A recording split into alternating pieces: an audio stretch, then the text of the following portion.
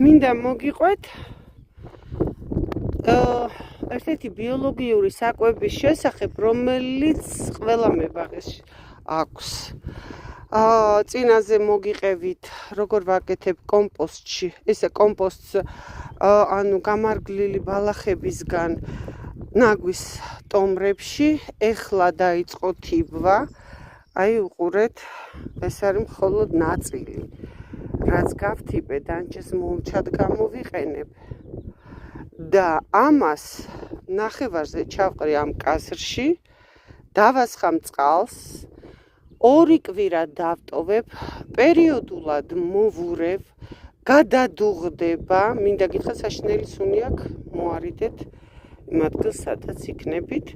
ეს გადადუღდება შემდეგ 2 კვირაში და ამას ხმარობ მე იმ მცენარეებთან, რომელსაც გიახლებით, მაგალითად ხეხილი, კენკრა, ჯერჯერობით ბოსტანი არ მაქვს, მე ალბათ ბოსტანშიც ვიხმარ.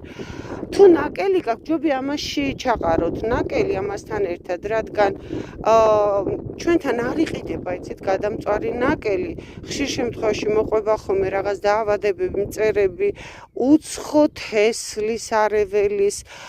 კიდე თუ იშოვით ქათმის კლინტს, ვიცით რომ ქათმის კლინტის მოყრა პირდაპირ არ შეიძლება მცენარესთან დაწვავს, შეგვიძლია აქ ჩავყაროთ. შემდეგ ეს დამდგარი ნაყენი ბალახის, როდესაც უკვე გადადუღდება და ეს იქნება 2 კვირაში, მე ავიღებ და სადღაც 3 ლიტრას 10 ლიტრაში გავხსნი. ანუ 1/3 გაჩნია, იცით, აი ხა სათხმარობთ.